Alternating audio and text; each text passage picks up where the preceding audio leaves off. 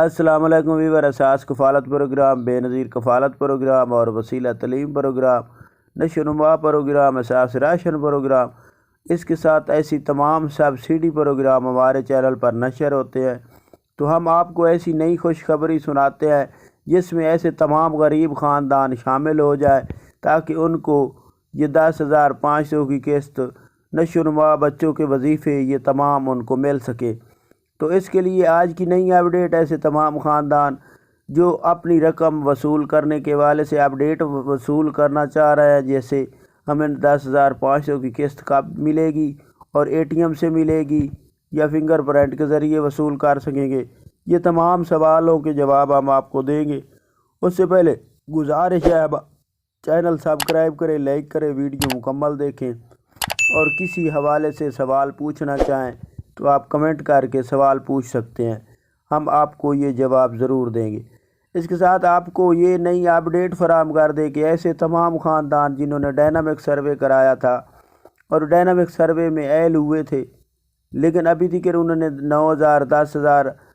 10,500 کی قسط وصول نہیں کی، تو ان لوگوں کے لیے یہ تو اپڈیٹ ہے کہ ان کو ایل تو کر دیا گیا جنہوں نے ڈائنامک سروے کرایا تھا، لیکن ان لوگوں کو جولائی تک قسط جاری کر دی جائے گی کیونکہ وہ ایل ہو چکے ہیں۔ ابھی ان کا بجٹ نہیں ہے بے نظیر کفالت پروگرام کی اپڈیٹ کے مطابق کہ ان کے حوالے سے بجٹ نہیں ہے نئے افراد کو شامل کرنے کے لیے، تو ان کو جون کے بعد جولائی میں ایل کیا جائے گا۔ اس کے ساتھ ایسے تمام خاندان جو ایل کرانے ہیں اور 10,500 کی قسط نہیں جو جاری ہوئی ہے اس کے حوالے سے اپڈیٹ وصول کرنا چاہ رہے ہیں، تو اس کو فروری میں قسط کو جاری کیا جائے گا اور کافی چانس ہیں کہ 2-4 تاریخ تک یہ چالو کر دی جائے گی۔ اور اس کے ساتھ آپ کو یہ بتا دیں کہ اس کی اپڈیٹ یہ بھی وصول کر رہے تھے کہ کیا یہ اے ٹی ایم سے ملے گی یا بینک اکاؤنٹ کے علاوہ کسی اور طریقے سے ملے گی، فنگر پرنٹ سے ملے گی۔ تو اب اس کی اپڈیٹ تو یہ جاری کر دی گئی ہے